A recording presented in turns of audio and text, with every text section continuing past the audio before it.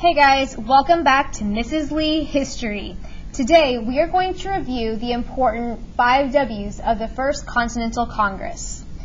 The First Continental Congress was held in 1774. Now this is going to take place after the Boston Tea Party, and it's also going to take place after the Intolerable or Coercive Acts were passed.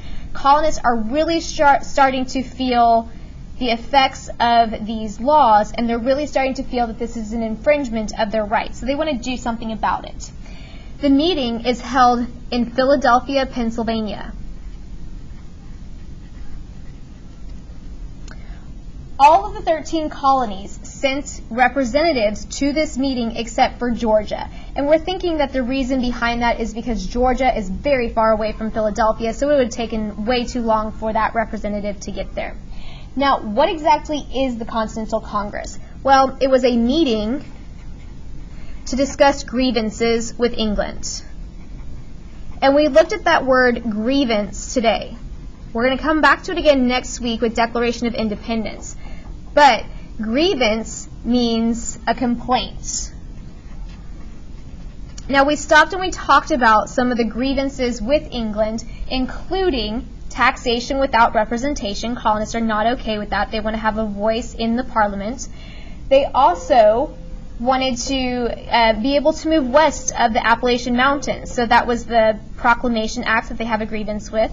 They're also upset with the Quartering Act and the colonists being forced to keep British soldiers in their home. And also they're upset with the writs of assistance. And these writs of assistance allowed British soldiers to go into their homes whenever they wanted to look for smuggled goods.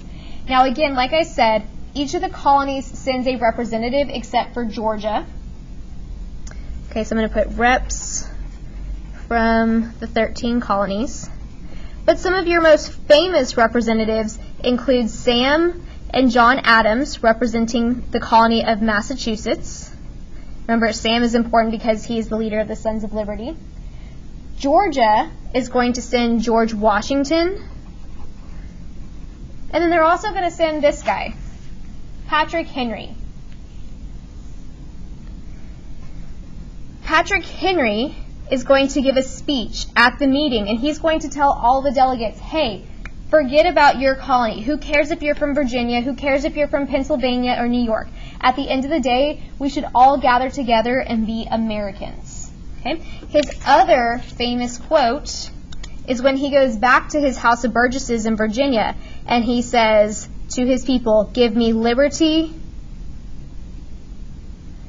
or give me death. And so basically he is telling his fellow Virginians, we need to support this cause to go against the British. Okay, I would rather die than live under British rule, and I am willing to die in order for all Americans to get their freedom. Now, at this meeting, after the grievances are discussed, the delegates write a letter to the King and to Parliament.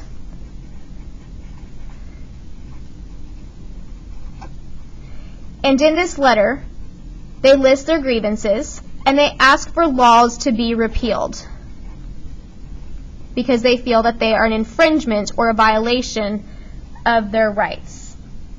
The other thing that happens at this meeting is that the colonists decide that they are going to continue a boycott of British goods, and finally they are going to raise militias. They're going to have volunteer militaries that are going to be called Minutemen, and these are soldiers who maybe their job during the daytime is to be a farmer. But if Paul Revere comes riding by and says, the British are coming, it is your job to lay down your farm tools, and pick up your weapon to go fight the redcoats. Okay?